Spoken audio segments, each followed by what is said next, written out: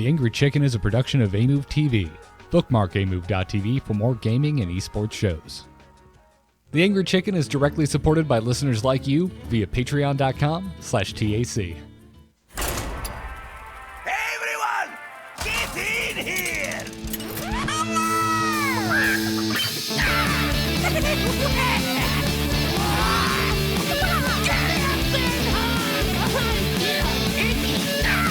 Ready for action!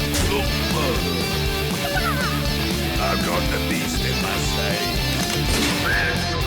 A podcast about Hearthstone, Heroes of Warcraft. This is The Angry Chicken.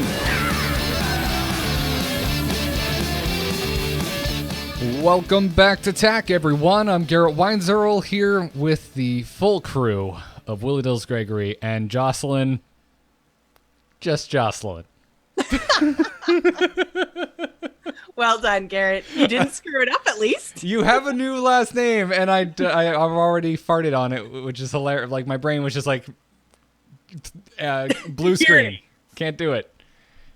Yeah, I know it. It's Kearney. Carney, but yeah. Carney, oh, sure. Carney. Well, that spelled like Carney. Okay, sure. I'm like circus folk now.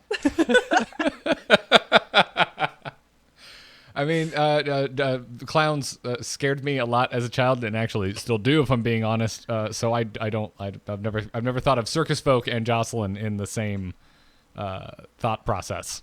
I can be scary. That was so convincing, right? That was the least scary way to say that. That's my favorite line that Freddy Krueger says in Nightmare 4, and he just goes, "I can be scary." I love it. I love it. It's it's just the most terrifying moment of every horror movie is when the slasher has to convince you that they can be scary. Yeah, it's great. It's great. Well, congratulations, by the way. We haven't done a show since this all happened, right? So no, we haven't. Well, thank you guys very much. Yeah, no, I feel like it's been forever since we've actually all three of us been together, because I think Dills, you were out the week before, and then I was out, and so good to have the crew back. Yeah, now I need to find a reason to leave. Well, I'm glad you're back, Joss. Thanks for joining us. I know you're a little under the weather today. I can't believe that I power tripped up to your wedding from like 85-degree weather to like 12-degree weather, back to 85-degree weather, and also didn't sleep for about a 48-hour period, and you're the one that got sick and I didn't. I can't believe it. I always get sick when I fly. Yeah, it's because I made the mistake of like being out in public for like a week in straight, and I don't remember the last time I've done that. So I feel like when I do it at conventions like DreamHacks and BlizzCons, it's kind of okay because I'm surrounded by a whole bunch of other people who don't go out a lot. So it's like we have no germs to share. But when I go out into like the general public, it's just people. So, yeah. I probably got back and probably got the flu. So well, you know what it is? All those wedding hugs. Yeah. Oh, so many wedding hugs. I love my friends and family, but you're germ-ridden and gross. Rad. Well, I'm glad you're here because we've got a lot of Hearthstone news to cover, including a new esports format. So let's get into it. This week's Hearthstone news. Good news, everyone! All right, so after last Tuesday's episode when Dills and I got in here, we're like, they're delaying telling us about the new format. Boo, hiss. Now we would have been able to talk about it on that show probably, but we had to wait till Thursday. Yes, they did push it, which ends up being fine because, Jocelyn, you work in Hearthstone esports, so it's it's very much in your wheelhouse. I'm glad you're here to talk about it. I like to think they pushed it just for you. Well, I will be completely honest. I'm not really sure why they pushed the announcement because the real big news out of this was the new format. But a lot of this stuff was just slightly more detail of what we had already heard when they made the official, like the original announcement. We had a pretty good idea how the different tiers of competition were going to work. And they didn't kind of fill in a lot of the blanks that we had, like how you qualify for the premier tier, whatever that was going to be called. Now we know it's Hearthstone Grandmasters. They didn't really tell us that.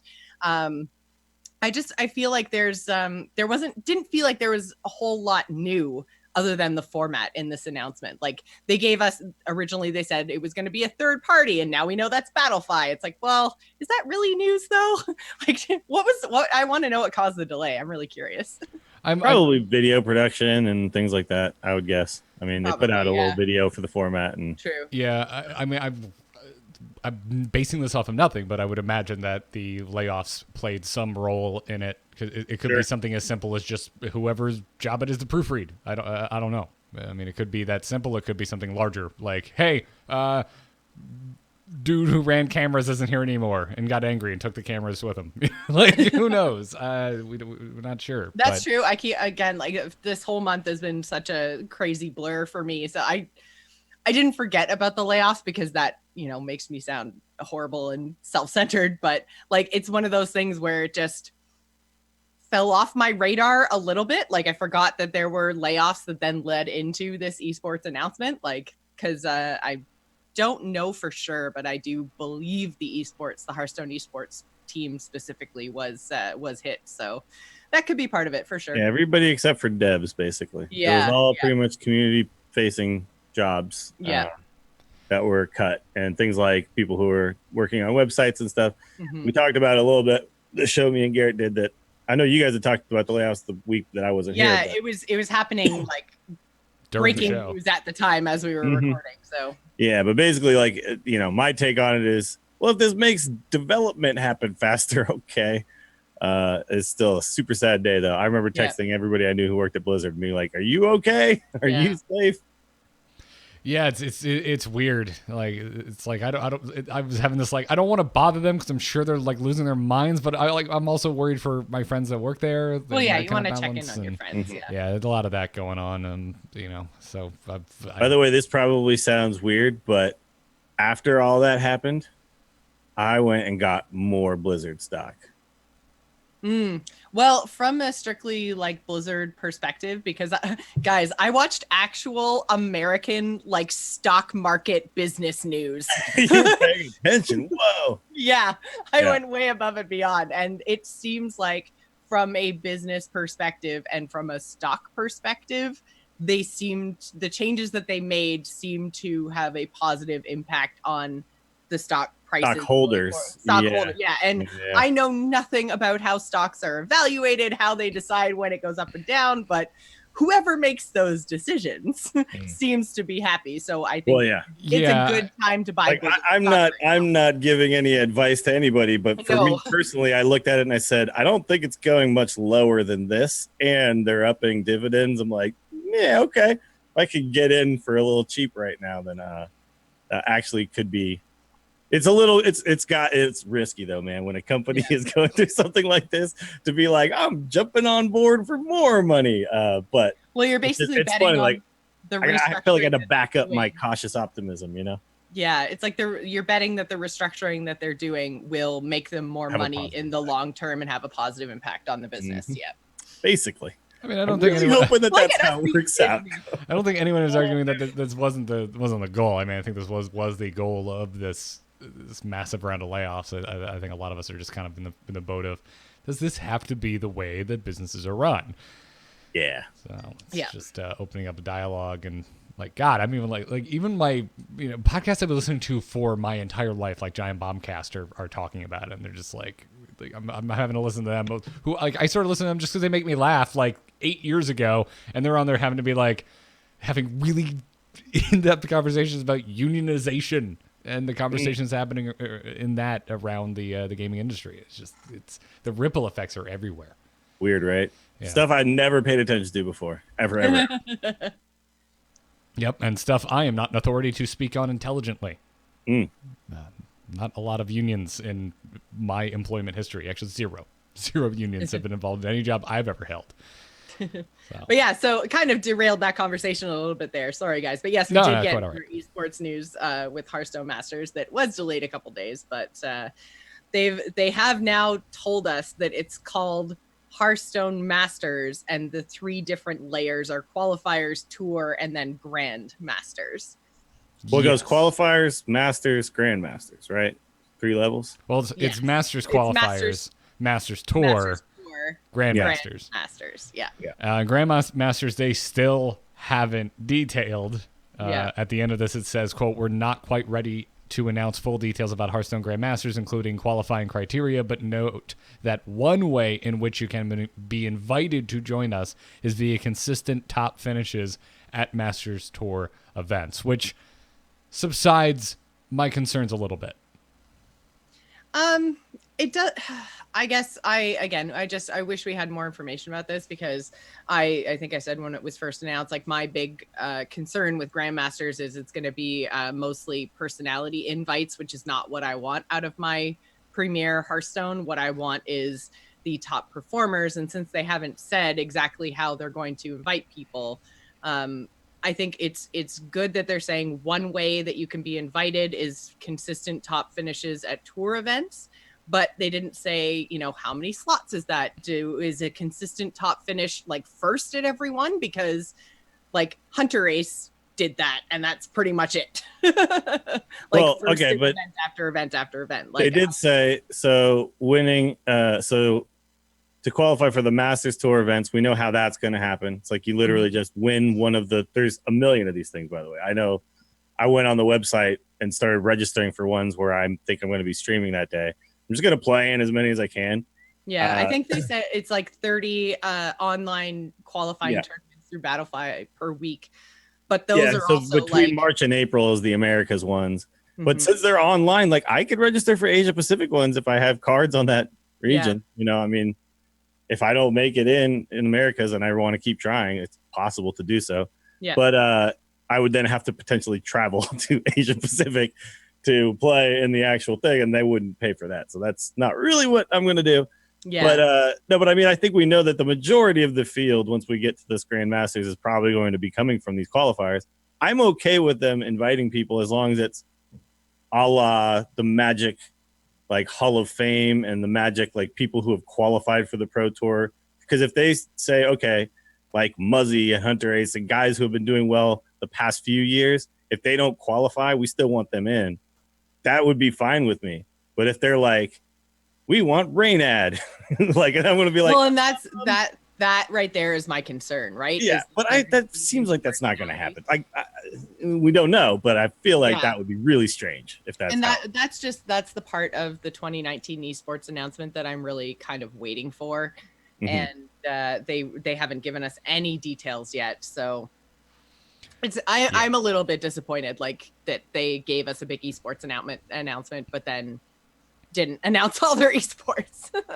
Well, they announced dates. They announced. I feel like there's a lot here. I feel like it wasn't like we got nothing. I feel like they still did. It was like one line of text at the bottom that said there may also be outside invites. But it was like, here's also how to qualify for these events, like specifically up to the second tier anyway. Yeah. The third tier, then it was just like. But yeah, they haven't pulled from the second tier as well, and then one line of text like, and we will. Essentially, like, we reserve the right to invite some other people if we want to.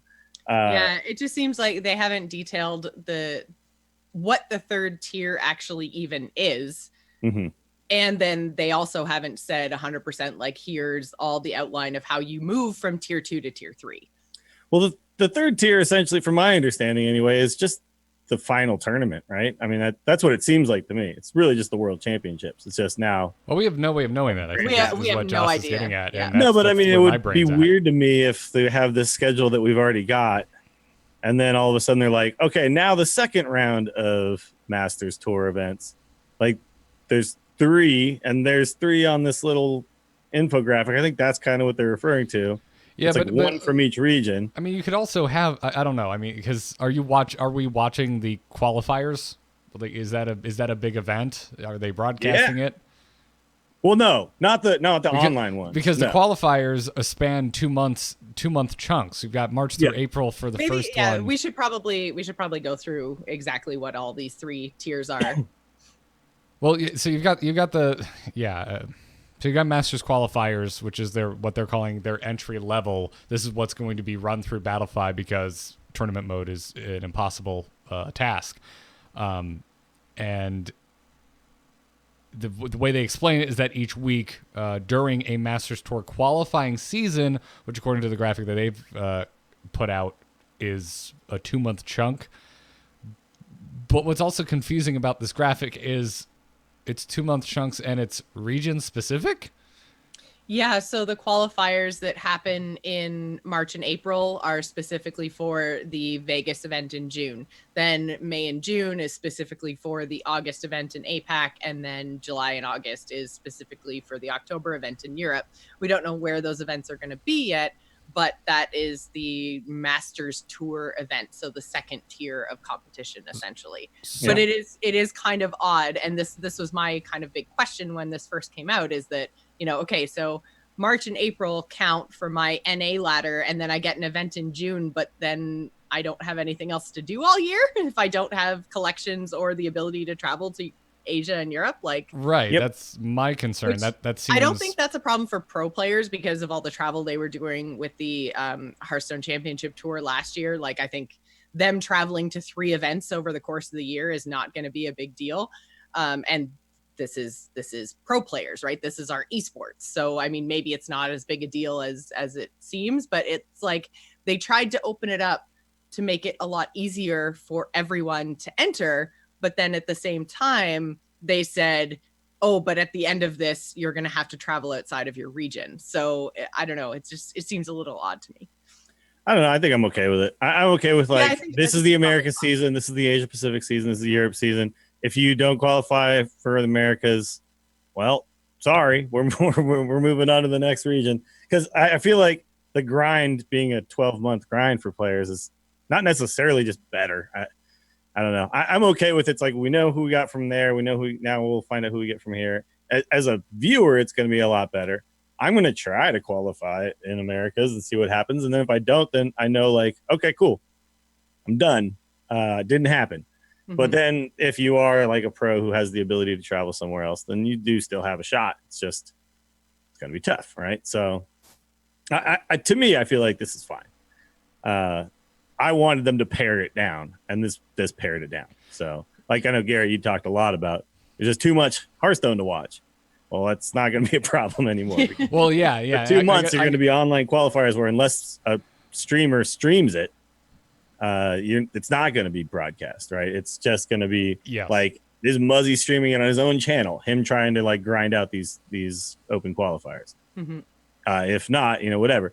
But there also is, we should mention that we thought ladder was basically going to matter 0, but they did bring up that there's going to be end of the month tournaments for the top 200 legend players each month. Yeah, so they did kind of walk that back a little bit, which is nice. Yeah, and that's going to give you not just the winner, because the 30 tournaments that they're talking about, the winner is the only one that qualifies each of one of those tournaments. And so this ladder tournament is top 4. So yeah, so basically 30 players a week will qualify through the online Battlefy tournaments, and then plus ladder people will qualify as well. So 4 players each month through that. Yeah. So I mean, we're going to end up with a pretty decent field here at the end. And I'm just really happy that it's opened up to me, because there was literally no way I could grind every month to have enough points to qualify for tournaments and then travel to all these tournaments and things like that. All the travel was a huge barrier to entry for sure. But I can try. I can log. I can, as somebody who streams 3 or 4 days a week and then works a couple days a week doing other stuff, I can stream me trying to do these qualifiers. It gives me content, first of all, which is nice. Content that people probably want to watch. And it also gives me a chance where I feel okay, each day I can look at one of these online qualifiers and I can say, all right, my goal today is just try my best in this one. And if it doesn't work, then I try again tomorrow. It's that kind of mentality feels a lot better to me than, okay, I get legend, and then I wait till I'm on the 30th and 31st, and then I don't sleep for 2 days. I try to finish top 10. And then I know that I have to be at DreamHack in July, and I got to be, at this event in August. To me, I'm this is actually a path that can be followed. And that's what I think I've always wanted from them, is just, this is how to get in there. Good luck. But here it is. It's detailed. I can go to a website. I can see, click. There's a whole bunch of them already up there. And I think it's just, I don't know. It's a lot more laid out in a way that I can digest. And before, it felt like this enigmatic way to qualify for things that I didn't quite understand, but it seemed like the same guys continued to do it. So maybe they got it and I didn't. And, now it's just kind of I don't know. It feels like this is the rule book. Here's the qualifications. Go. Yeah. Even though we don't have information on the final tier, which I do wish we had. I'm echoing that, but yeah, I feel like I think there's multiple reasons why I'm not just assuming that Grandmasters is some big end of the year thing. Is that yes, I was calling for these events to be pared down, but this looks sparse in terms of kind of flagship broadcasted events. We've got June, August, and October. It does seem like polar opposite from last year, where there was Yeah. a tournament every weekend for sure. Yeah, which is fine. So my bigger concerns are like, how many of these are on the same damn expansion? Because that's actually June, August, October is relatively tight. It might not be as bad as it has been in the past, especially if they keep up at the rate that they've been changing cards. But that's a concern of mine. But it also makes me think Grandmasters has to be more than one event, which is why I am still very hung up on it and having no information about it. I would not be surprised if it is the World Championships. So you think there's going to be four main esports events for 2019, and that's it? Mm-hmm. Wow. Would not surprise me at all. Not one bit. There is also global games, right? That's probably there's likely to come back. They're still doing the collegiate stuff. They're still stuff. doing a bunch of stuff. It's just to me, I feel like what this does though is it opens up the ability for and we haven't brought it up yet, but it opens up the ability for more third-party people to kind of come back in, because I think there was some push out going on where people were like, well, I want to put my event on. I don't want to put it on opposite a tour stop, right? If there's a lot less of that, it might influence things like the Seat Story Cup and stuff to kind of come back in and be big fun events. Yeah, especially when like America people are done qualifying. It's like, hey, okay, now we can just play some events just for some cash money and the enjoyment of doing it, right? Yeah, no, I mean you're not wrong. It's not all bad. I mean, since it's certainly not what it used to be, but since the canceling of the Heroes esports, there have been some very fun community-run tournaments that have popped up out of it, and it reminds me. I've been watching that, yeah, like that. Now it almost feels like positivity is reigning over Heroes esports. Yeah, like a band of merry men, like getting together and figuring it out. That being said, I do wish money would also reign over Heroes esports. Yeah, There's almost no money in these prize pools. It's kind of the reason why Robin sad. Hood was the band of merry men is he had to steal from the rich to give to the poor. Yeah, exactly. It's not all perfect. However, some of the tournaments that have come out in the wake of Blizzard just not being involved have been highly entertaining. And Seat Story, I think, is a great example of it, because I love Seat Story, going all the way back to StarCraft 2, when they've kind of fired it up. Like, those are really fun.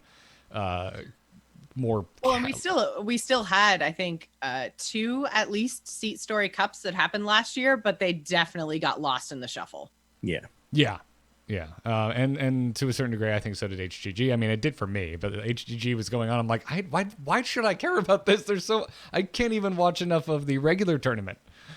To stay I on know top that of was it. when that came on. That felt like the minor leagues of Hearthstone to me when it came to esports, where I had a lot less interest, and that was something that was supposed to build. That should be like the World Cup of Hearthstone. You know what I mean? Like, this is where I get to root for a country, not just a player. But it didn't feel that way. It just felt like another Hearthstone event is happening. What? Like, yeah. Now the flip side of that is that DreamHack just announced that there's no Hearthstone this year. So no Grand Prix. No Grand Prix, yeah. Yes. Which is basically no Hearthstone this year. Like, that's well, their we should Hearthstone talk about what it does mean. Like, it just means there's no, like, because we talked about pre-show a little bit, and I'll let Jocelyn explain more, but my understanding is there's no reason for pros to travel to DreamHack to try to qualify for anything. It's literally just kind of a local thing now. Like, if you are living in the town where DreamHack happens to be and you like to play Hearthstone, you can go and you can play Hearthstone, but this is not going to feed into HCT the way it used to. Right. So basically, the cancellation of Grand Prix is like the removal of all the things like the social media support, the Twitch stream, all the production, the larger prize pools. So you're right. And no longer, obviously, they're not qualifying events, so they don't actually lead into the Masters, I guess Hearthstone Masters, the way that they led into HCT last year. So basically there is a chance of smaller, because I don't know if everyone listening has ever been to a DreamHack, but there's like a card section of DreamHack that has like a Hearthstone side event. It has Magic, it has Pokemon, it has like all kinds of things. There's a whole section of DreamHack devoted to card games. So basically now it's going to be kind of like those side events. Yeah, part of that little section, it's not like its own event. So there's possibly still going to be, so DreamHack Tours has announced that they're having a Hearthstone tournament, but it doesn't have like, there's no Twitch stream production support, casters, like none of that. So and doesn't feed into the Masters qualifiers in any way, shape, or form. So the way the Magic stuff worked, and I've been to a few DreamHacks, and it's basically just you go and there's like daily drafts. They'll be like on the hour. There's a new like draft starting, and then there's two-headed monster at 4 and blah blah, and like, but it's very casual. It's very casual, yeah. And I feel like that's where Hearthstone is going to fit in now, right? Is like, because the last time I went, me and Amy went up and watched, like, it had its own giant room with a huge setup of 200 computers and a stage and all this stuff. Basically, that's just not going to be there anymore. Right. But there's like not going to be any official support for it. It's just it's really no different than if you just decided to go meet up with your friends and play Hearthstone in person any other place, any other time. Well, it's different than that. I mean, it's just not a giant, massive tournament, because like the Magic stuff is still supported by DreamHack, but it's not on the level, right? Yes. I feel the need to paint that there is a chasm the size of the Grand Canyon in the difference of the events. And the difference that it used to be, but it's still like, it's not like going to the bar on Tuesday that does weekly Hearthstone events. There's going to probably be like Hearthstone all day, every day type of things going on. They're just not going to be. It's not going to be professional esports at all. It's right. You're going. You might fit in if you're a guy who gets to rank 5 every month, and like that might be more fun for those types of people, because, I remember, I think Joce, you played in. Did you play in a DreamHack, or was it? I did. I played in. I played in one. It was intimidating. In Toronto, right? yeah. And I actually, in Toronto, my round 1 was against a Dimian, and he ended up winning the event, and I was just like, I am not prepared for this. He won the whole thing. He won the whole thing, yeah. Yeah. No, I played 4 matches, and 2 of them were pros, like Jab and another pro from China who was there. So, it was definitely intimidating. I feel like when DreamHack comes back to Austin, I'm going to actually, like, because this last year We're not I did doing Austin this year. Oh, it's Dallas this year, right? It's Dallas, yeah. Yeah, boo. Dallas sucks. Why would you do Dallas? Dallas is bigger. Sorry, anybody from Dallas. Your town does kind of suck. But like, this might be something, because I go and I play a lot of Magic at DreamHack. I probably play a lot more Hearthstone now, because basically what I did the last year is I just watched all the Hearthstone and then I just walked around, but there was no real incentive for me to play in the tournament anymore. This might be more fun for me. I don't know. It feels to me like it's okay. I totally get why they cut all the support, because, I like, what do they do about Heroes, by the way, when all that happened? Because when DreamHack when Garrett, you came, was that 3 years ago or something like that? I mean, that had a huge stage and a big deal in all this production. I think they cut Heroes a while ago. I don't even remember when. As long as I've been working for DreamHack, we haven't had Heroes. Yeah, that was before HGC shut down, HGC shut down. Mm-hmm. Yeah, the biggest stuff now is like what Counter-Strike and League. PUBG had a huge thing last year, I remember. I wonder if there's going to be an Apex Legends thing. Probably. It's the new hotness, right? So.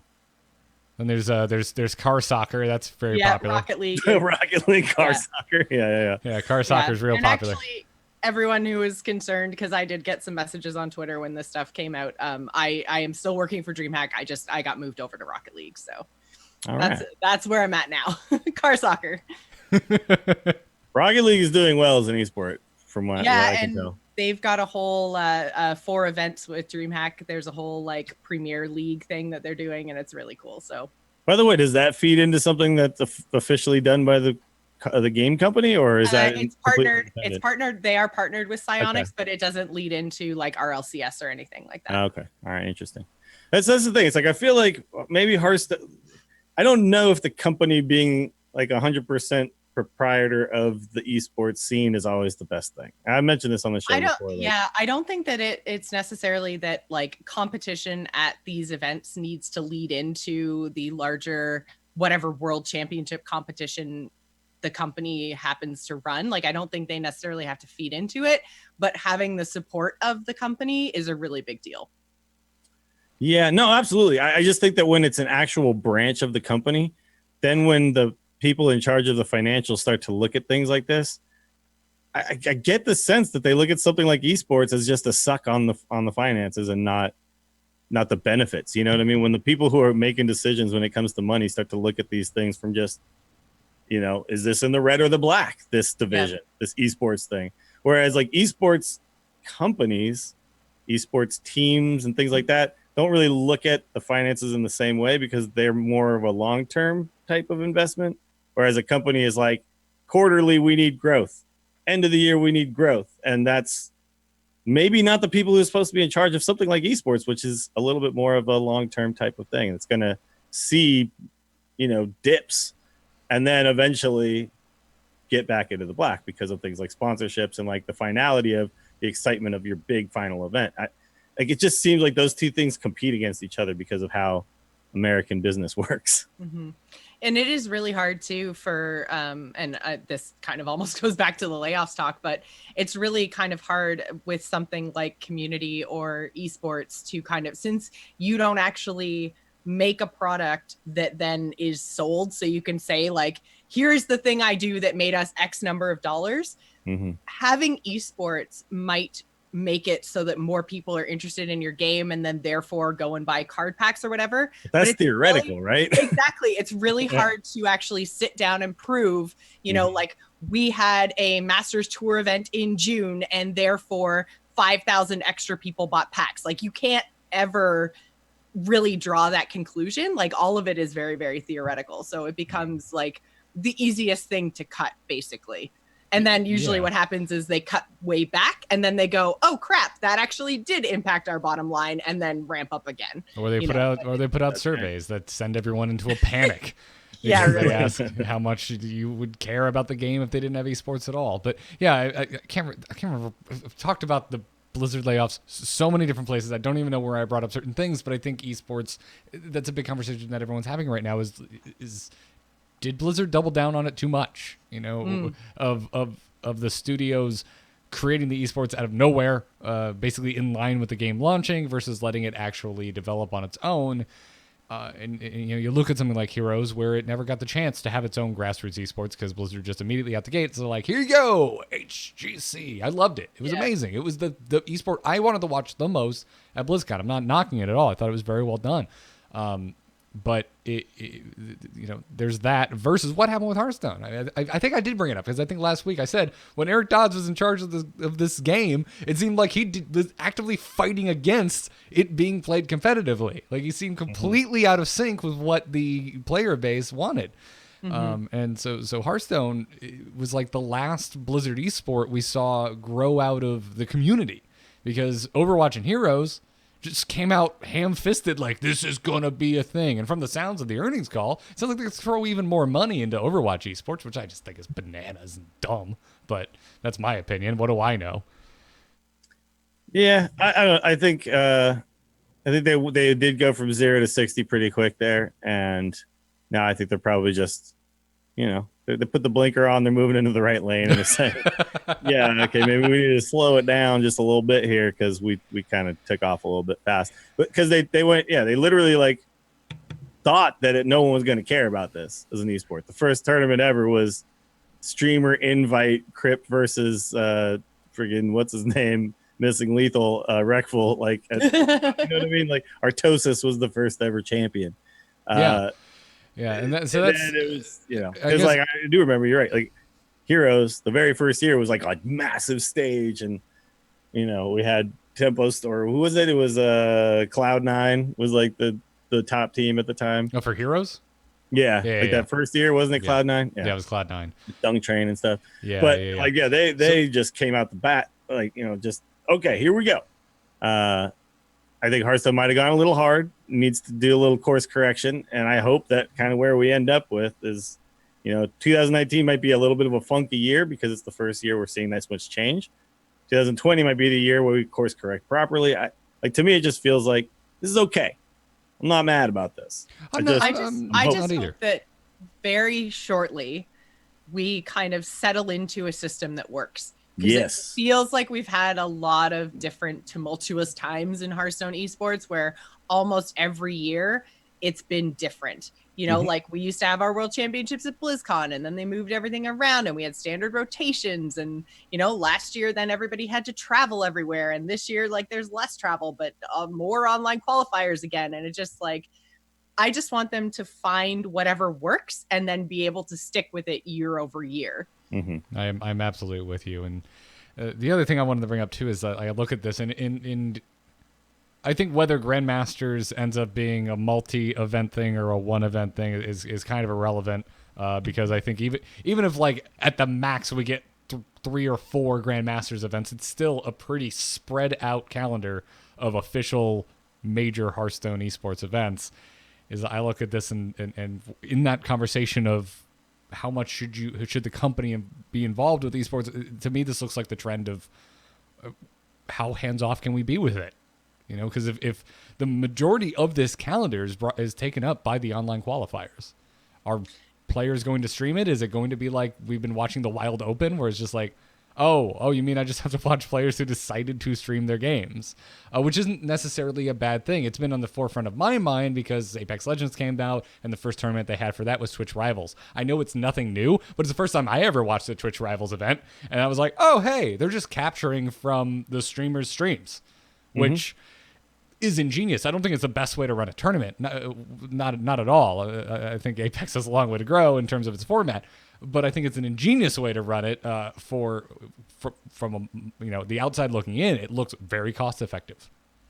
Well, I think it's a great way to do it for Hearthstone because the spectator sucks. So let's just watch the streamers who put up, real nice little overlays. It would still be difficult for Hearthstone because of the other hand. Like you want that information of what the other player has. But when you're watching a qualifier, you're not going to watch the other hand at all. You're just going to watch. Yeah, it's going to be like watching me stream. Yes, you're right. It's a different style of thing. Which I am a person who's not particularly into that. I don't watch a lot of personal streams. I tend to only use Twitch for the produced tournaments.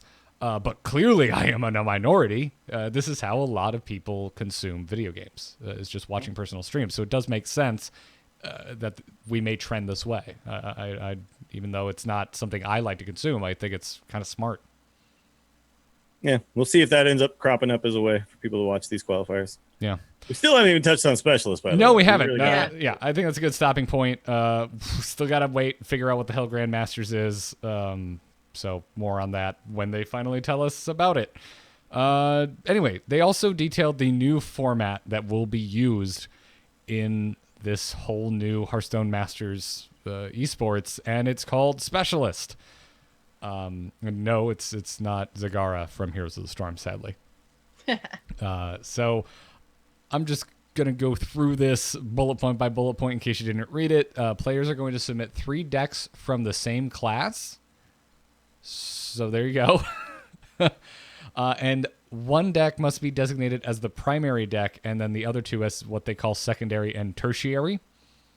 And the secondary and tertiary decks may have up to 5 cards different from the primary deck. This is essentially sideboarding. Kind of. It predetermined sideboarding. Yep. Well, locked in sideboarding.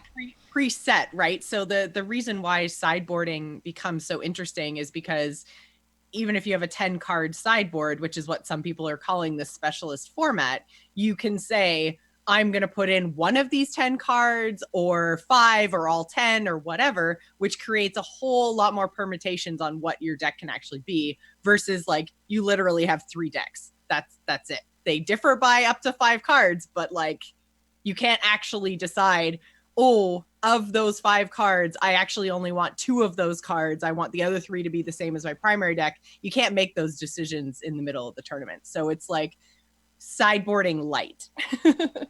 Yes, yeah, it's a great way to put it. I don't know. I'm not convinced that it's sideboarding light.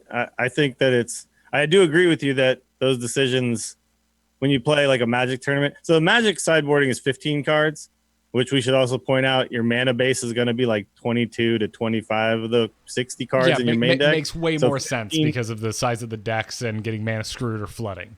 Sure, but like 15 out of, but I mean, your sideboard can have like mana. You can be like, okay, in this matchup, I just need to make sure I have more mana.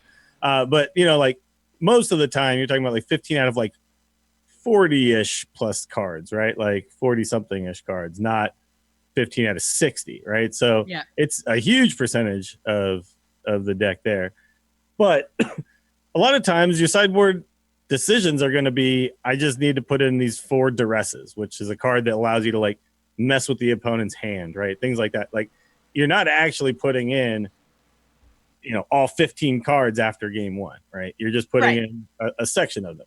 So the secondary and tertiary always being 5 cards different, or at least whatever you've decided is the difference, predetermined, means that your second and third options, each time you select them, are going to be fairly different. So deciding to make the swap or which deck to swap to is always going to be a fairly large decision, rather than I'm just taking 2 cards and swapping them out for these 2 cards. So I think it's actually the second and third games are going to be quite different than what you're used to in a Magic sideboard, where the first game you get the main decks, the second game is still fairly close to what the first game was as far as matchups are concerned. And I understand this is probably not what most people look at it and think, but it just looks to me like these decisions are going to be massive. Like the scope, like the decision making possibilities are smaller. There's only 2 instead of, I could choose out of these 15, but each, like those 2 decisions are huge, right? So I don't know. Like I look at it, I'm like, I'm in a wait and see on how this actually works. Is this totally suck compared to sideboarding in Magic, or is this the necessary way to do it in a game like Hearthstone, where if I had just 10 card sideboards, would it always just be, I have an ooze, I have a big game hunter, I have a whatever, and then I just like swap in the exact cards I need, which are in Hearthstone massive swing cards. So instead, like I need to make a decision based on what archetypes I think are coming, and then when I need to swap decks, it's actually going to be a pretty big decision. Like if I'm doing this, I really need to think about this, right? And I've seen a lot of sample sizes so far where it's like one version of it is like a Mechathune version, and one version is just a pure control version. So the decision is not, you would think like Mechathune would not be the card you'd take out, but instead it kind of is, because it's not necessarily that I'm making a tech choice, it's that I'm changing what my actual archetype is. Yeah. And that was going to be my point, is that in Hearthstone, like you brought up Magic and kind of the ratio of like 15 to 40. And I kind of wish that maybe even like 7 cards would possibly be enough, because my big worry about changing between secondary and tertiary decks with only 5 card difference is that classes like Druid that have a very large core might possibly dominate, because it's easier to change from like with 5 cards from one Druid archetype to another, which you can't really do in a class like, say, Priest. Right. So if we have classes that have a very, very large core that then allow me with 5 cards or less to change totally what I'm doing, then we're going to see tournaments of like Druid and everyone's going to be on Druid. Possibly. I mean, that I think is why it concerns me that they just made this call without us getting to watch a bunch of tournaments with this format already. There was back in 2017, they experimented with Specialist in Tespa. And I know, but that's still just like one tournament, and like I kind of wish that it had a period of time to see this in action. Also, back in 2017, say, okay, we like it, it works, but it just feels like we're making a massive change. None of you have really seen this in action, and if it needs to be tweaked to 7 cards, I hope that they would be willing to pivot in the middle of the season, because I think the most important thing here is to get it right. But I don't know. I'm going to try doing a Dillionaires DHL style one-off thing with just because I need to play it a little bit. So I'm going to be trying to do these qualifiers. That's what this format is being used for, the qualifiers for this year. But you're right. Like it's going to affect what what classes people can bring. I think you could bring like a clone priest, and you could decide, well, this one has Witchwood Grizzlies and this one doesn't, right? Like this one's a defensive one against aggro decks, and this one's like a pure OTK your control deck type of thing.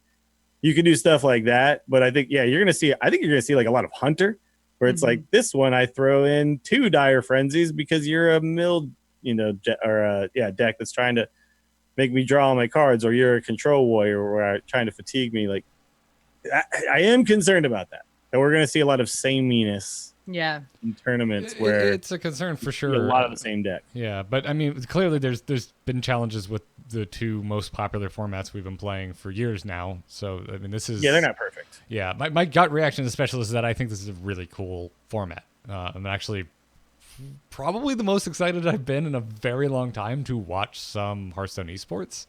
I did not know I can't wait for the first. Tespa did this in 2017. Yeah. I had no idea that was a thing. So yeah, this is all. Well, new to and me. I mean, even looking back at Specialist at TESPA in 2017, I mean, that was literally, a year and a half ago and a totally different meta. And it's even really hard to know what the meta is going to look like, because we're going to get a standard rotation in the middle of these qualifiers for NA. And like, it's really hard to evaluate this format because, like Dill said, there hasn't been a whole lot of testing. There hasn't been a whole lot of testing lately. And I do wish that they had told us a little bit further ahead of time. Like we're 3 days away from the starting to qualify. Yeah, no, it's coming.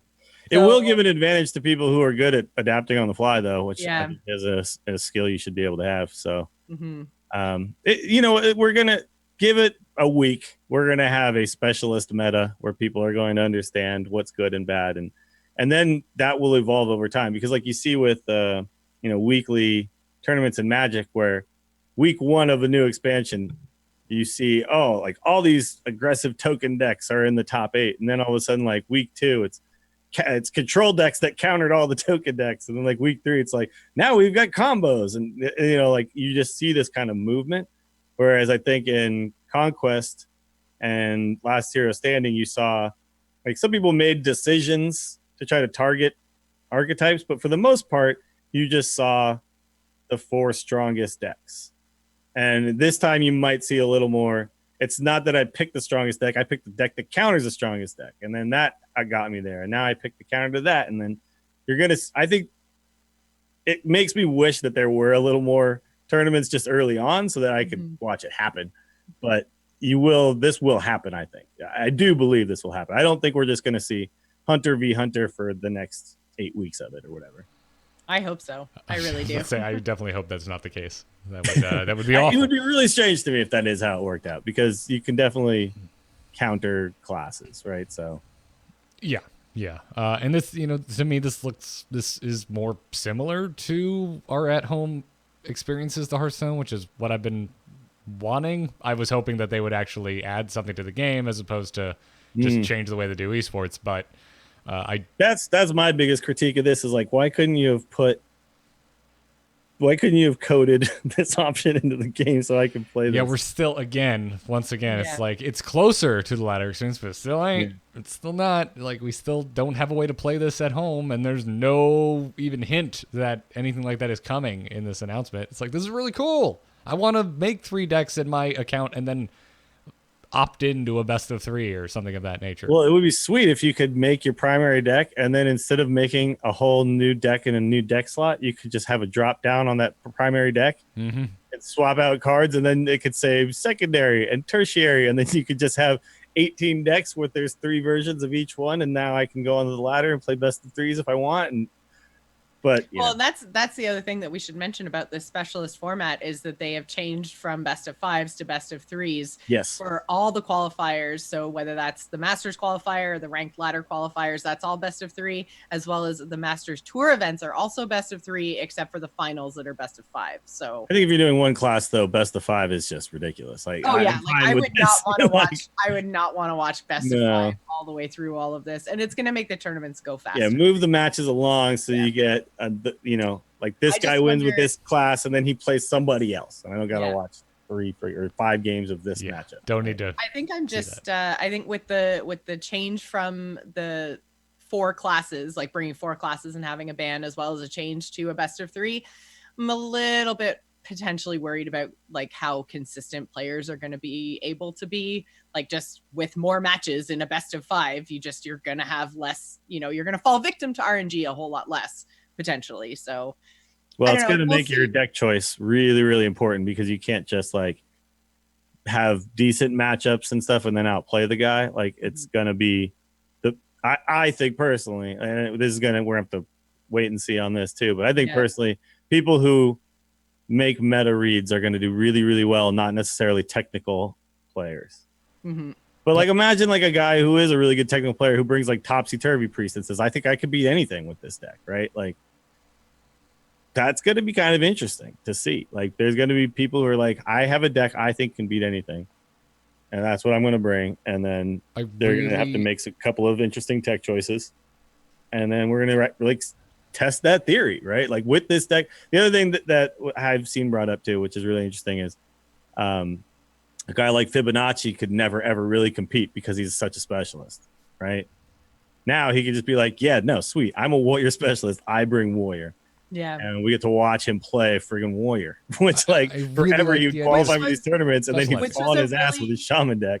That was one of the things that people hated about Last Hero Standing, though, is like that you would only see like one deck and people could win with just one deck. And that was the big call for Conquest, is like, oh, specialists can't compete. All the you decks. have to win with all things. You have to show more skills. You can't just be a specialist. And now we're back to, okay, maybe specialist is a better, more entertaining way to. Well, so. yeah, the card changes, but it is better because helps. the other guy couldn't be a specialist, right? You beat his first deck, and then he couldn't play his best deck anymore. Mm-hmm. That's not true now, right? Yeah, it's something we haven't really talked about in a very long time. But in the early days, there was that conversation of what was your, what's your main deck? We don't have those conversations anymore. I mean, like think of Amaz, who back in the day was like, oh, he's a priest player. No one else is playing priest. I'm gonna go watch Amaz's stream. Mm-hmm. Like that just doesn't.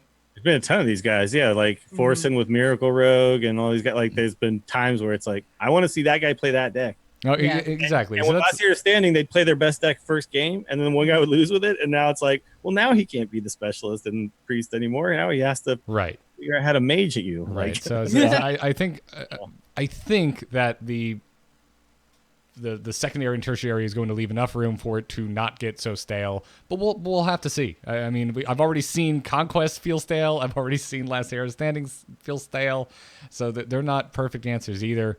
At first glance, I like this. I like the idea of looking at, the current pros and future, pros that come out of this new system, and thinking of them as the class that they play.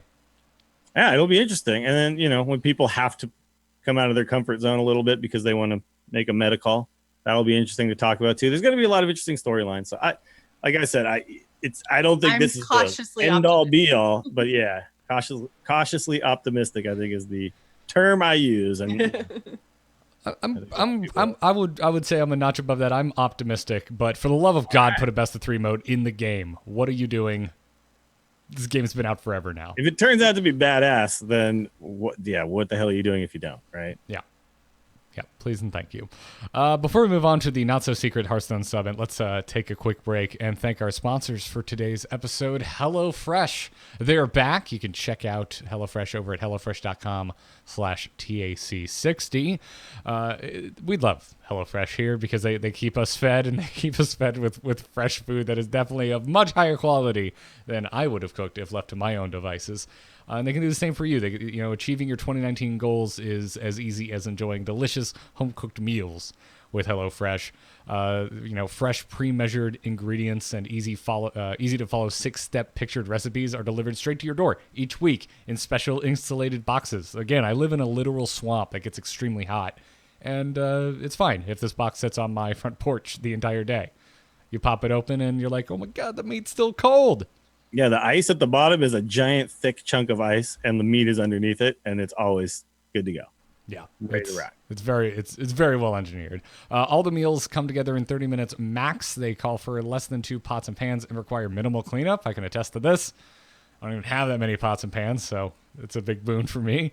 And there's 3 plans to choose from. They've got the classic, veggie, and family with the option to switch between for when your tastes change. Also, the app just makes this really easy. There's a lot of meals I've had with HelloFresh that I really like, but I also like that I get to go on the app, see what's coming next week, and even kind of customize what's going to show up in my box. Yeah, I definitely have some favorites now. That what was the thing that we both took pictures of? It was like the sausage. Oh, yeah, it was with the orzo and the sausage, and Yes, you melted the cheese orzo. on top of it. Oh my god, so good. I have an ship me orzo. that every day. I have an orzo obsession because of HelloFresh. Like, it's a problem. It's an absolute problem. So check him out. And if you would like a total of $60 off, that is $20 off of your first 3 boxes, go to HelloFresh.com/TAC60 and enter the code TAC60 at checkout. Again, it's basically like receiving 6 meals for free. You'll get $20 off your first 3 boxes by going to HelloFresh.com/TAC60 and using the code TAC60 at checkout. We thank them for their support. We thank you for going to HelloFresh.com/TAC60. By the way, they should also, if you use this code, tweet at us and then use the hashtag that lets HelloFresh know that you bought it and then you took pictures of your beautiful food. Hashtag HelloFreshPics, which I didn't know was their official hashtag. So now I got to start using that. Because every time I make a meal with them, I'm so proud of myself at the end. I have to share it on the internet. Actually looks like the picture. It never happens. Yeah. Never happens. I got to start doing that. I got to start putting like the picture of what it's supposed to look like next to my version and being like, look, I did it. Look at this. Because I'm always amazed. I'm always like, I feel like I did a magic trick. It's awesome. So not too much to say on this, obviously, because nothing has come out, but there is a not so secret Hearthstone summit happening right now. I had multiple people ask me if I was at a thing for Hearthstone this weekend. I'm like, nope. No, like, I'm do not. you see my face? do you see me there? I'm not there. Like, how many people are there if they're like wondering, like, where's Garrett at? Like, there's like 1,000 people here. What's going on? Yeah, I think some of them may also have been people who found out about it but aren't necessarily there, and were like, "Hey, are you there?" And I'm like, "Nope. Only reason I know about it is people asking me if I'm there." But yeah, it's been confirmed there's a Hearthstone summit going on, and it's most likely about the next standard year. Yeah, they do these from time to time. Yeah, the last one I remember was the Old Gods one. There's been a lot more since then.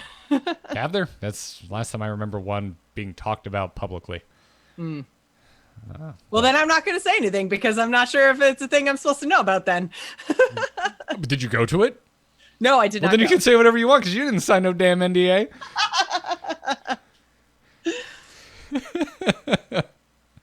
Yeah, so that's going on. So, I mean, I believe tomorrow, it was tweeted at us. I did not fact check this, but if whoever tweeted us is correct, tomorrow is like is a full year since Year of the Raven was announced. Yeah, I would expect, though, that Thursday would be when we'd see something. Thursday right? does seem to be the day for big Hearthstone announcements. Yeah. So I'm expecting something on Thursday, the 28th. I think we're going to hear something. Soon, right? Like soon TM, exactly. Yeah, but okay, so if they're having a summit, we were talking about this before the show, that probably means more than an expansion is being announced here, right? Because I don't know. Because they've had summits just for expansions. They've had summits just for. I mean, the one I remember is Old Gods, and I remember people coming back from it being like, "Yeah, they had us play decks. They had like 5 new cards in it. There wasn't much to see." Yeah, but okay, so it is. But this is the new or the first expansion of the new year, right? So I mean, I guess that could just be it. Like when we do a big rotation, we invite a bunch of people for a thing. Yeah, maybe. I mean, I'm certainly that's all that it is, but I'm just hopeful that we're gonna hear something else. Yeah, I'm definitely hopeful that it is more than just here's what's rotating out, here's what's going to the Hall of Fame, here's the new expansion name, and maybe a couple cards, like new game mode, please, new game mode. The timing of this after Ixar's whole tweet extravaganza too means something to me. I don't know. Yeah, really? I don't know. Yeah, because if Ixar is asking, like, that shit ain't coming to pass anytime soon. No. Well, no, but I mean, it's like, okay, he had a bunch of feedback, and now let's deep dive a little bit more into that. So I don't mean that like one of those things that wasn't on the table before is now suddenly going to come out a week later. But I mean, if anything, I feel like maybe Ixar's tweet might drive some discussion. It was a pre-game for this. Yeah. That's a good point. I mean, it's also Ixar's personal Twitter. Maybe it was just on his mind. He's like, I want to know what everyone. I feel like spending my entire morning drinking boba, reading over 1,000 replies. It felt pretty calculated though. Like I don't know. I feel like Blizzard's they lock their people down enough I mean, that you would have to ask permission for something like that. I mean, I spent the end of 2018 saying y'all are a bunch of tinfoil hat conspiracy theorists, and you're all losing your minds and drawing connections where there probably aren't any, and it's not the end of the world, and there's not big earth-shattering things happening over at Blizzard. And I was completely wrong. Right. So, Blizzard is turning me into a conspiracy theorist because, Expect the unexpected. Or expect the expected, I think is what you're saying. Because if you're Charlie Dang and you've got the red yarn out between Ixar and all the other junk that's been happening in Hearthstone and Blizzard in general, then Gotta find Pepe Sylvia. Exactly. clearly I got a box of Pepe. wild card. So, now we're just gonna do a It's Always Sunny podcast. I hope everyone enjoys the shift. Yep. So who knows? I'm sure we'll hear very soon. Mm-hmm. Maybe Thursday. We're not going to do a special podcast. Don't tweet at me. We'll see you next Tuesday. It's not happening. Wild Open International has taken place. All of the decks have been collected. Thank you, Hearthstone.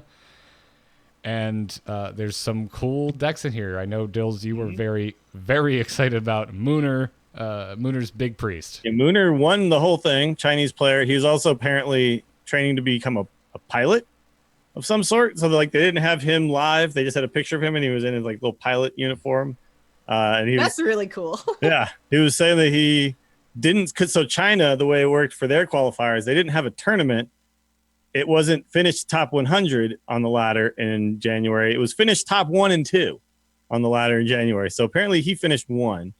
And now he won the tournament. So I guess technically he is the wild champion of 2019. But yeah, it's not like quite the journey it takes to become the standard Hearthstone champion. But still very cool. He played a very different lineup than anybody else. So he did have a big priest, which by the way wasn't really that popular. He was as much grief as Barnes gets in Wild. Big priest wasn't actually brought by a lot of people because a lot of people were just super aggro decks, right? You got a lot of odd paladins, you had a lot of burn mages, odd rogues. There was an aggro druid, a bunch of stuff like that. And Mooner brought an odd warrior that got banned every single step of the way because everybody was aggro. So he made a really good call there because then it let the other 3 decks through. His other decks were odd paladin, big priest, which I use air quotes because it's more like a cloning gallery style priest, but without the cloning gallery, instead with the barns and the ways to, the resurrects and things like that. But it still ran Malagos and Velen to try to OTK you with Mind Blast. And then he had a Mechathune Warlock, which was actually super friggin' cool, and so many times looked like it had no chance to win and just somehow pulled it out, right? There was one game specifically where his only out was to tap into Void Caller. He was at 8 life or something. And the only chance he had was to tap into Void Caller, get a Void Caller, sacrificial pact it, and get a Void Lord onto the board. That's exactly what happened. It was insane. He made some insane reads during the games as well, where he played around really specific scenarios that it turned out the other guy did have. So, he brought a really interesting lineup, played really well, won the dang tournament. So congratulations to Mooner. I was not aware of him at all. Apparently he's a standard player who just decided to come over and try to make this happen. And so that's really cool that it worked out. And we had Saucy Mailman on last week who talked about how cool it was for the Wild community that a bunch of standard players came over and essentially helped evolve their meta in a pretty big way. Yeah, because, I think a lot of Wild players look at the game in this one way. Standard players came over and brought a bunch of innovation because they were playing newer standard decks and then figuring out how to adapt them into the Wild format, right? So a lot of things that Wild players weren't even really trying were suddenly being seen in Wild. Like this big priest that doesn't just run, statues and Ragnaros and stuff. It just runs like the OTK package. So yeah, very cool. Really fun tournament to watch. You should go watch the VOD if you didn't watch it. It took all friggin' day, but the casting was great. You had Cora, you had Dane, a Strife Crow was casting, I think, too. So yeah, it was pretty fun. Good time. Awesome. Well, we've got links to all of this. It's at Hearthstone, but if you want to go directly, amove.tv/TAC, find the episode 303 post. It's always linked at the bottom of the episode post. Now let's move into this week's strategy segment as I shuffle to bring up my soundboard. There it is. Hit it very hard. Wanna blow something up?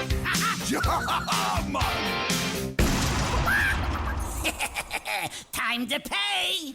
We mentioned it in the episode we did following the nerfs when we kind of detailed all of the different decks that have been popping up in the wake of the card changes. But today we're going to do a deep dive into Wall Priest because your games should sometimes take a long time. And end in a flurry by dealing, 128 damage to your opponent. Yep. The amount of times I sit here, I'm just like, oh, man, this isn't going to happen. And then I get my silence and I'm like, oh, I can just do 48 damage this turn. Cool. Mm-hmm. Yep. Next game. Or you can Shadow Madness their Shadow Void Madness Lord. has been key. Yeah, it's super fun too. It's really, really satisfying to kill an opponent with their own minion. So this deck kind of after the latest round of nerfs just suddenly hit. It wasn't like it was a brand new deck, but it had been, I think, held down a little bit by like we saw a lot of aggression and mid-range get tamped down a little bit by the latest round of nerfs, and a move into these kind of combo Megathune style slower decks. And what this deck does is just punishes the other slower decks, right? It's like, sure, we can both be slow. That's fine. It's just if I get a minion to stick, you are dead. Yeah. And it just doesn't let aggressive decks through for the most part. No. Like, yeah. If there is an aggressive deck, you're like, oh, that's cute.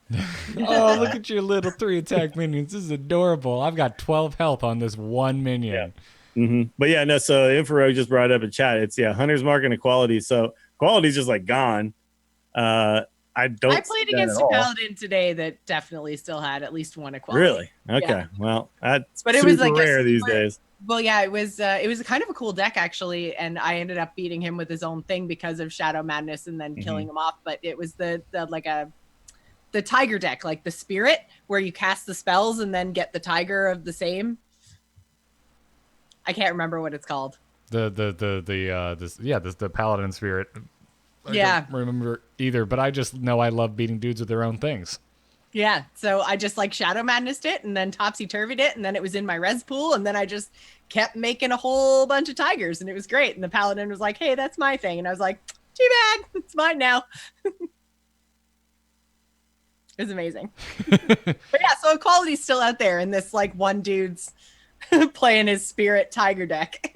Yeah, I mean, I've seen some weird things too. I was googling in the background trying to remember what the hell this card is called. Yeah, Howl Fiend. I went up against a warlock that dropped a Howl Fiend today that was in their deck. It wasn't like a random find, and they actually got rid of my Inner Fire. And I was like, no, wait a minute, I haven't actually drawn Topsy Turvy yet. I can still win this game.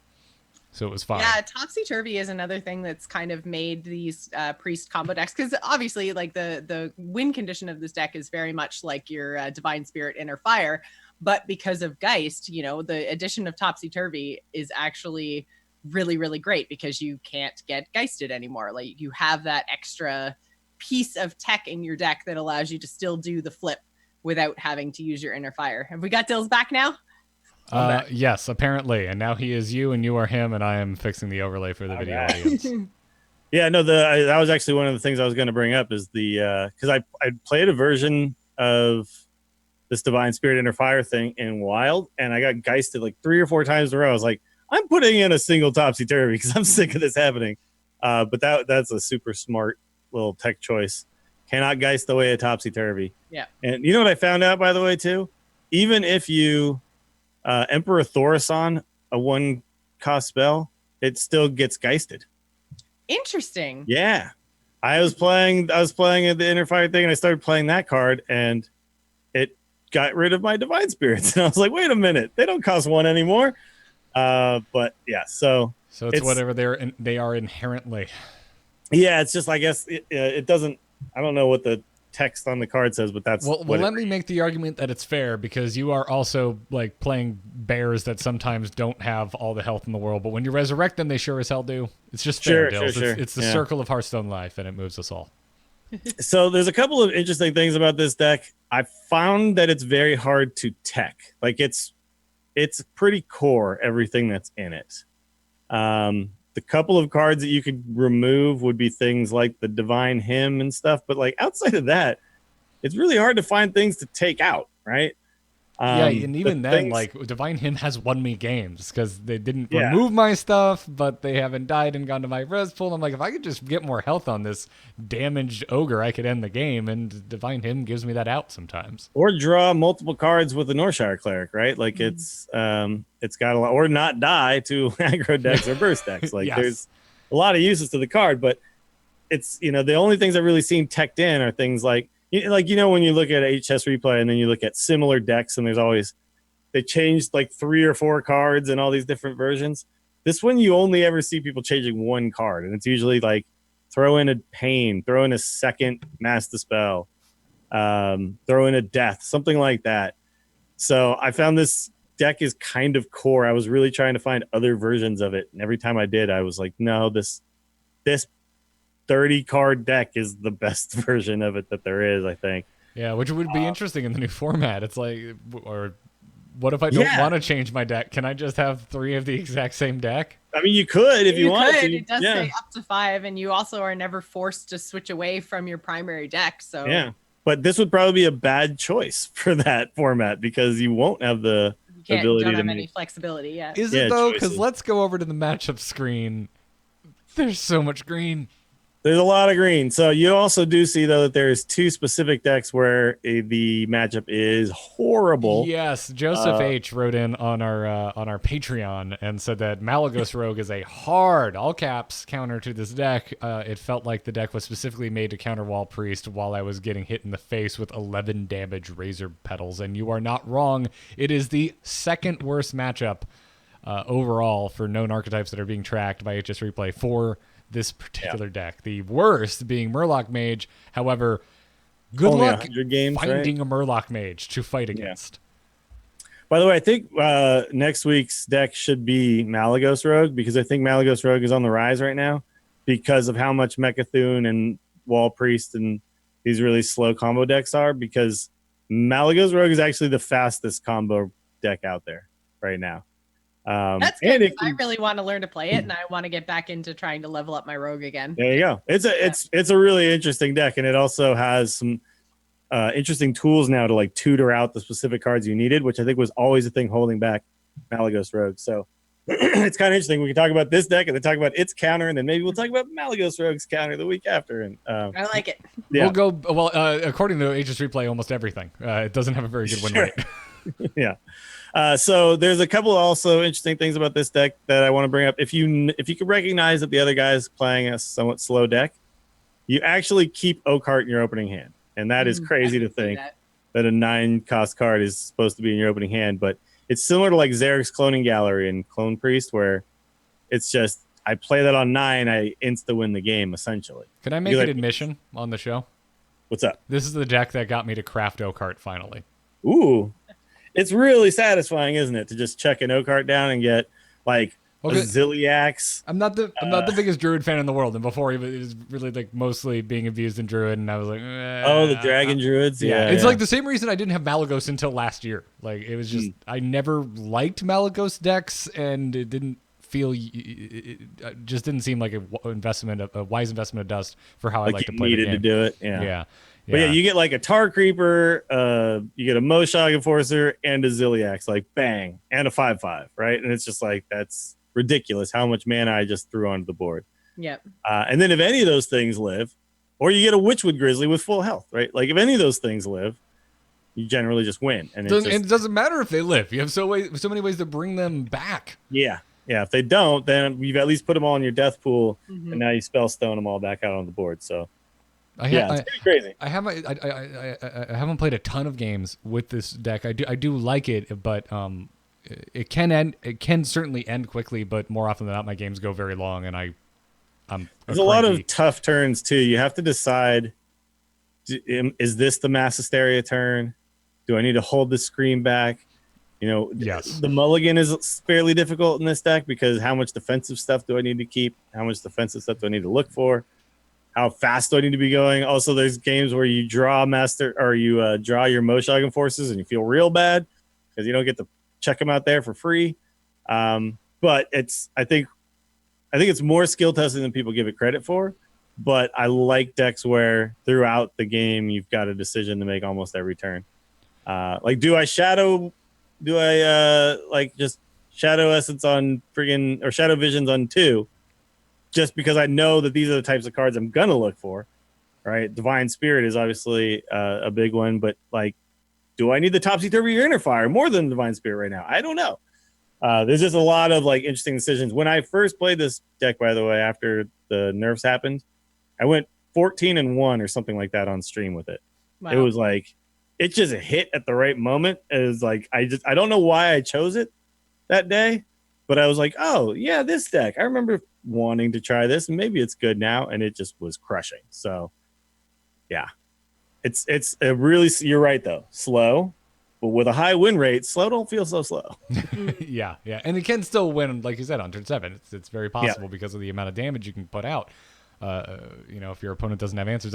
I also want to mention that the mirror match, that is sweat inducing. It gets weird. You're just sitting there because more often than not, you're both going to have enough answers to each other that you're just sitting there going, I'm sitting on my combo. I bet you're sitting on yours. Who's going to pull the trigger first? And it's kind of terrifying. You also can't play your Moshogs safely because of Shadow Madness. Yeah. You're I put my Moshog down. They're sweet, thanks, man. I needed one of those. And then they kill you. By the way, I will point out a couple of interesting things here. So the Megathune, if you can figure out that you're playing a Megathune deck, Shadow Visions is for screams. Many, many screams. Get all the screams you can. And then right before they're about to go off, you just scream minions back into their deck.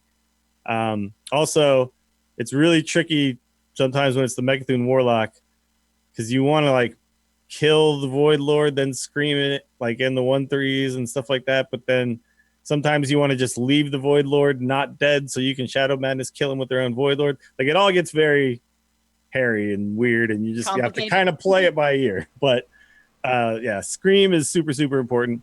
And then the other thing I'm going to say is sometimes you're I can't get this minion through. But what you do is you double Divine Spirit, Inner Fire it, and then Mass Hysteria the board. And then usually your giant 58-58 will be the one standing at the end, and then you can get lethal. So I've done that several times now. That's very cool. That's not a combo that I would have ever thought to do. Yeah, I mean, your guy is the most big guy on the board, and after all the Mass Hysteria stuff happens, usually they're left standing. So even if everyone attacks them, it's usually still not enough to kill them. Just don't topsy-turvy it. Don't topsy-turvy. Yeah, better be Inner Fire because, you don't want to.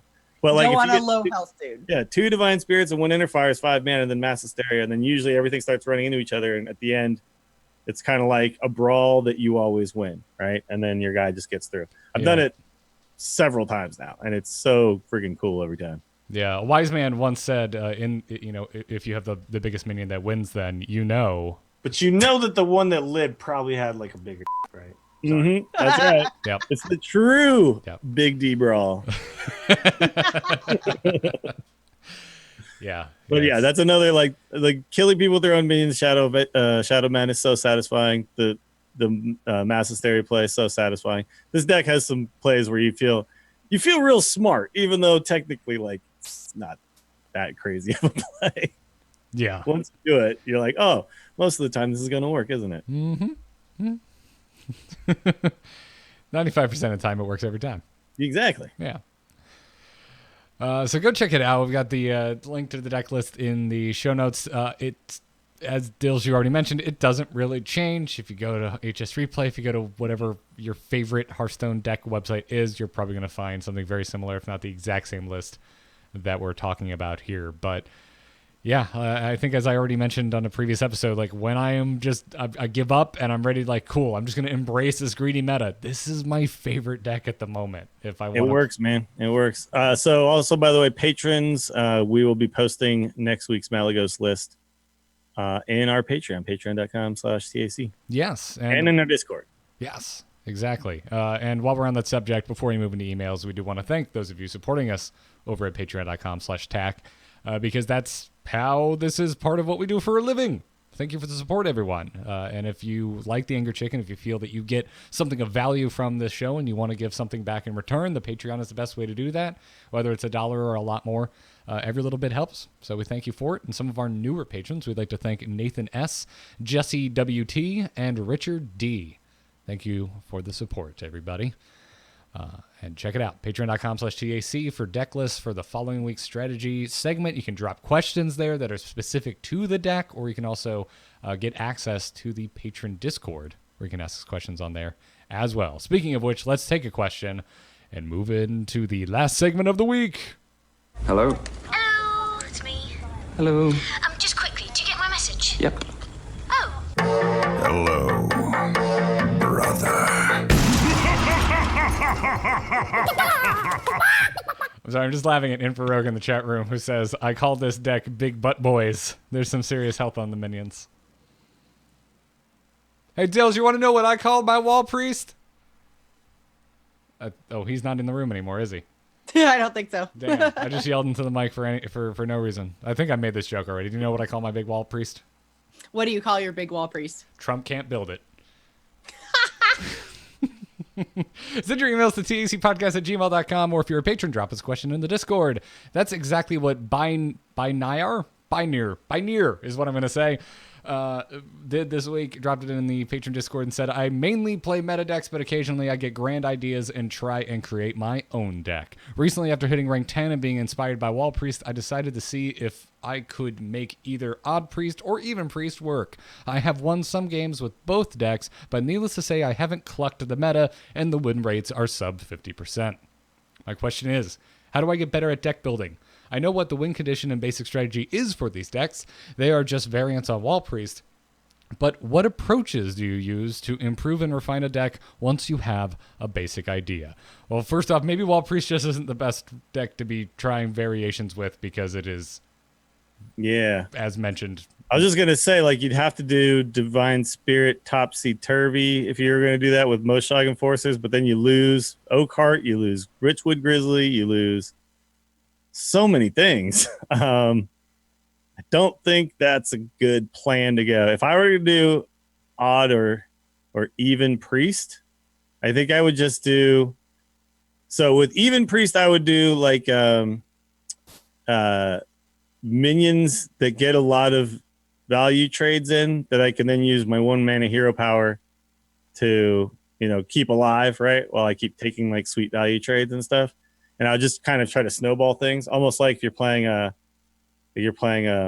Spiteful Priest from back in the day, but now you have a 1-mana hero power, which allows you to kind of get those things in. So I miss Spiteful Priest, man. That deck was played so it in fun. Wild the other day. It was actually still pretty good. But you needed the wild cards to make it good. Like you needed the dragon package, and then you needed whatchamacallit, 5-mana Draconid Operative and stuff. Can someone please send me Charlie Day yelling wild card so I can add it to my sound? We probably do need that, right? Every time how has that not come up before? I've thought about it at least 3 times on this episode. But I think the odd version, right? Because the odd version, you get the 4-mana heal.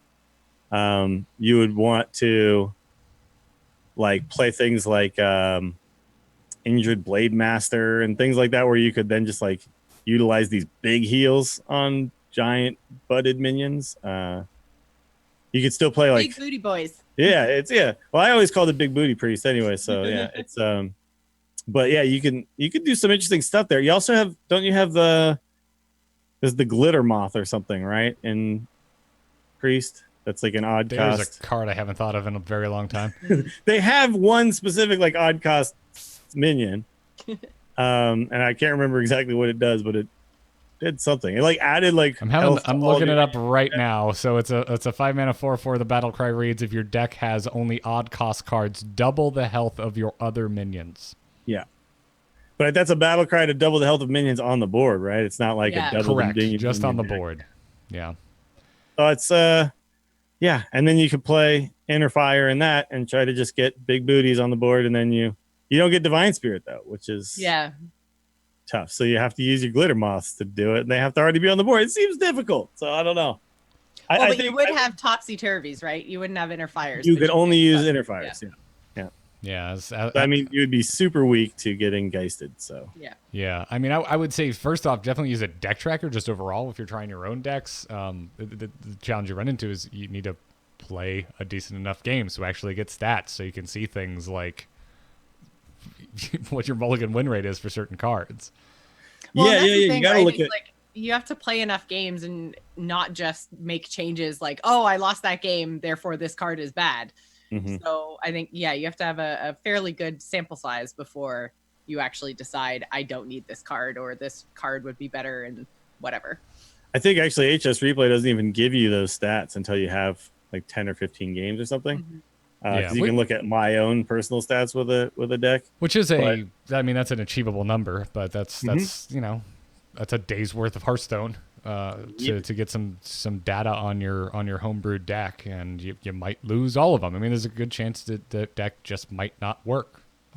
So the other thing that I will say though, he asked about how can I improve my deck building. Like sometimes a concept just doesn't work in the meta, so it's not necessarily always your deck building. Like sometimes, like you're picking something very specific that nobody else is really doing, and I definitely do this too. Like I try stuff out that's, this is a concept. I see that there's synergy here and blah, blah, blah. And I try to go for it. And then I just go after a certain amount of time. This just isn't as strong as what other people are doing. Right.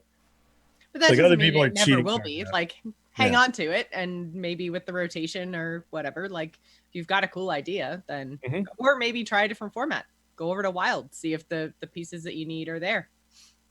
Yeah. I remember there was a small period where I went something like 21-4 with my milkshake deck in Wild. It was just like I just hit the right meta for it at the right time. And normally it's just really hard to win with that deck, but everybody was playing really slow, greedy stuff. And I was like, I'm slower and greedier, so I win. And yeah, it's like there's cycles to Hearthstone and metas. So a thing that might not work today might work tomorrow. But you definitely do have to like pay attention to cards. You can make changes based on feel if you notice in 3 or 4 games, whenever you drew that card, it felt like a dead card in your hand and things like that. Pay attention to those types of things.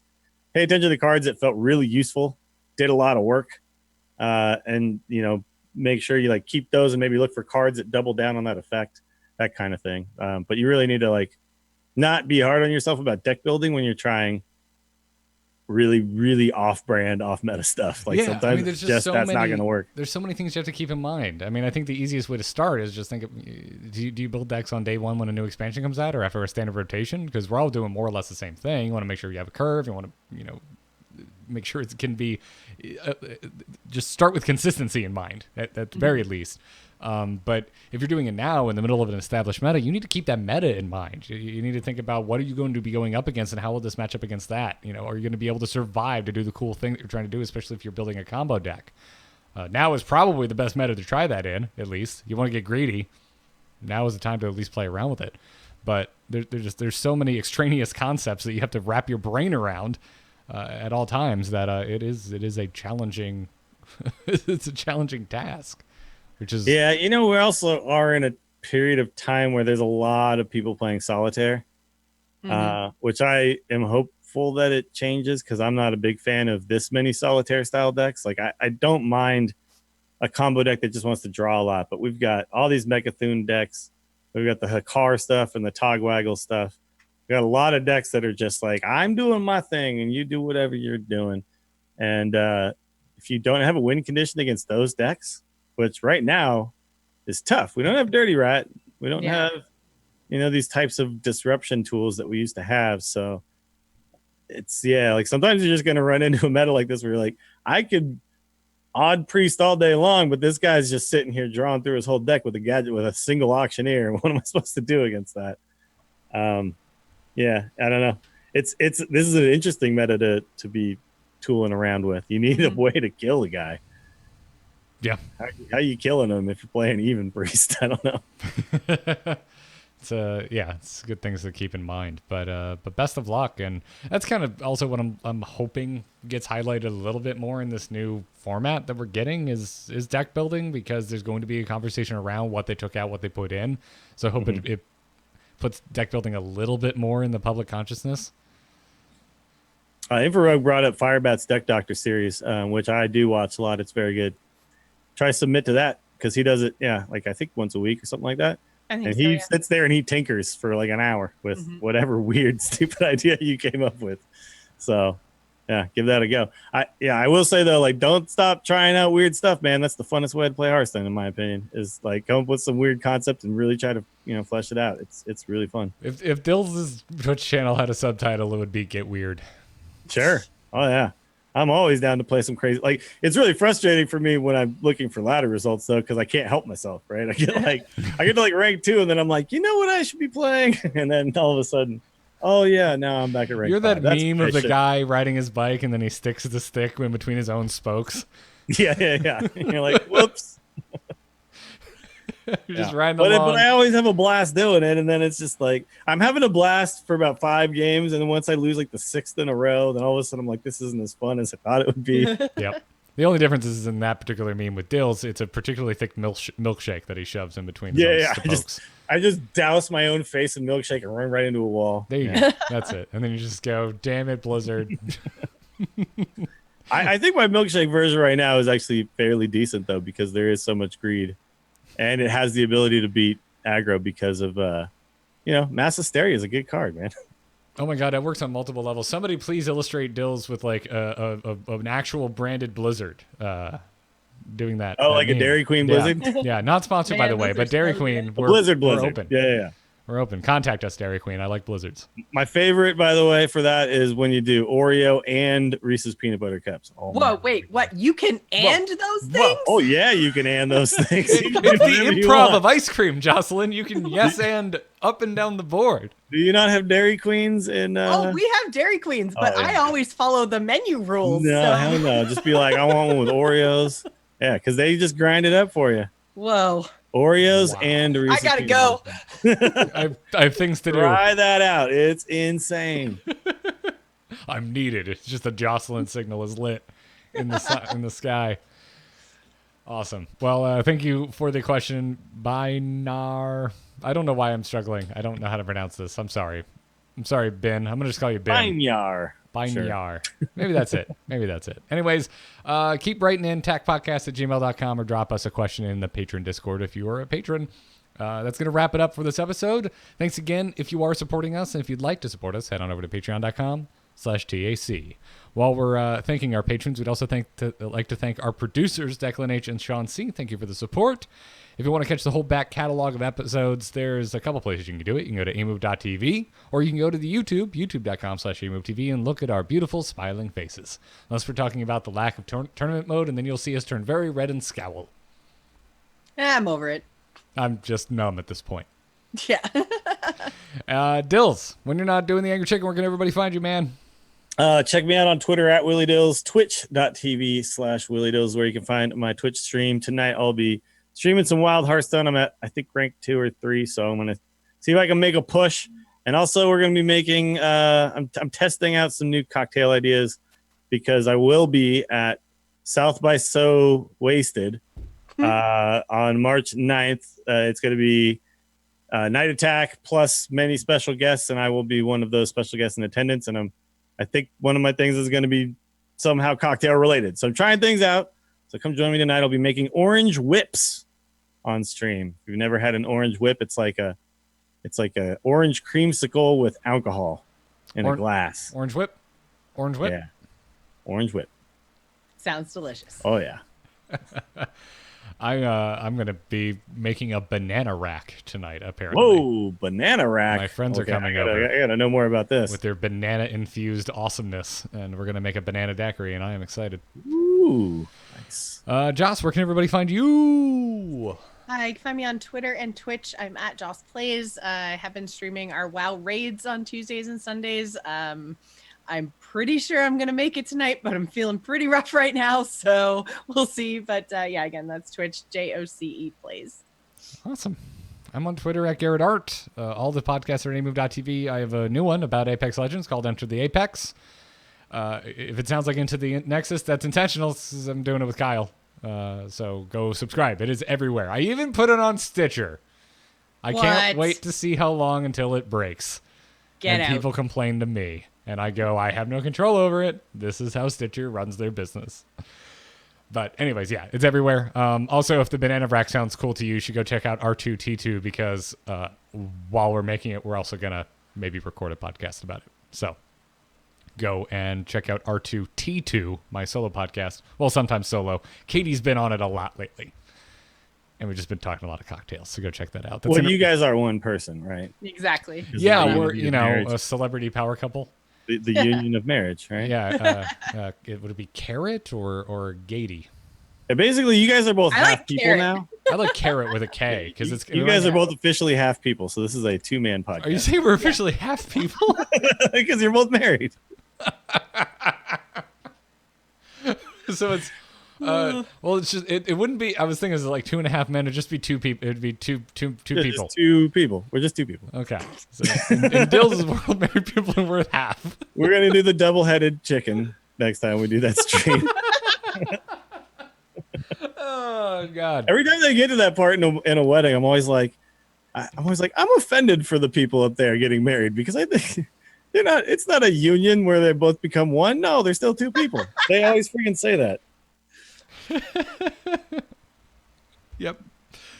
Anyways, Like, I didn't object to these two marrying each other, but I do object to the terminology you're using now. I was threatened by the bride at the last wedding I went to not say anything during that particular point in the wedding. Were you concerned that Garrett was going to pipe up during that? No, she didn't threaten me to specifically. Garrett.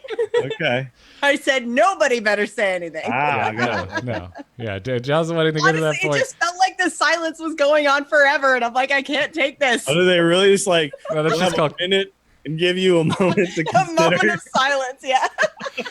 Like usually they kind of gloss over it, right? If you anybody say or forever say your piece. Oh no, our officiant. I think it was like maybe a 3 count, but as someone who has For gotten Johnson. married, It felt really long. Yeah. as someone who's gotten married, I will say it feels like forever when you're up Sure, there. your version of events that day is way different than Everyone else's. Yeah. Yeah. No, it was just like Jocelyn's head just moved on the swivel, just turns around, gets wide-eyed, and like none of you better Just, say like, a glaring thing. everybody down. It was great. It was hilarious. Great wedding. Yeah, I never know how to deal with emotional moments, so I just use humor. There are way worse ways to smooth things out than using humor. Anyways, that's going to wrap it up for this episode. Thank you all for tuning in. We will be back next week. Maybe we'll be talking about the next standard rotation. We'll find out on episode 304, but until then, job's done. Job's done. Job's done. Yes.